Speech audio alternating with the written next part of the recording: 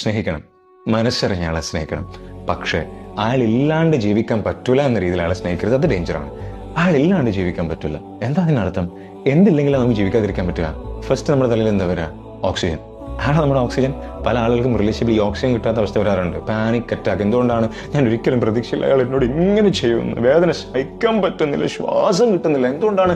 ഞാൻ എന്നോട് ഏറ്റവും കൂടുതലായി പറഞ്ഞുകൊണ്ടിരിക്കുന്ന കാര്യം അയാൾ ഇല്ലെങ്കിൽ ഇങ്ങനെ ഞാൻ ജീവിക്കും. അയാൾ അത്രയ്ക്ക് വിശ്വസിക്കുന്നില്ല. അയാൾ എന്നെക്കാൾ കൂടുതൽ ഞാൻ വിശ്വസിക്കുന്നത്. നമ്മൾ സ്നേഹം എക്സ്പ്രസ് ചെയ്യാണല്ലേ, അയാളാണ് നമ്മുടെ എല്ലാം എന്ന രീതിയിൽ. അത് ഡേഞ്ചറാണ്. എൻ്റെ കയ്യിലല്ല അയാളുടെ നിയന്ത്രണം. അയാളൊരു മനുഷ്യനാണ്. അയാളുടെ മനസ്സ് മാറും. നമ്മുടെ മനസ്സ് തന്നെ നമുക്ക് പിടിച്ചിട്ട് കിട്ടുന്നില്ല. പിന്നെയാണ് അയാളുടെ മനസ്സല്ലേ. അയാളിലാണ് നമ്മുടെ ജീവിതം ഇൻവെസ്റ്റ് ചെയ്യുന്നത് എങ്കിൽ, അതായത് എന്നെക്കാൾ കൂടുതൽ എനിക്ക് വിശ്വാസം അയാളിലാണ് എങ്കിൽ തെറ്റ് നമ്മുടെ ഭാഗത്താണ്. We have to change it. We have to trust ourselves.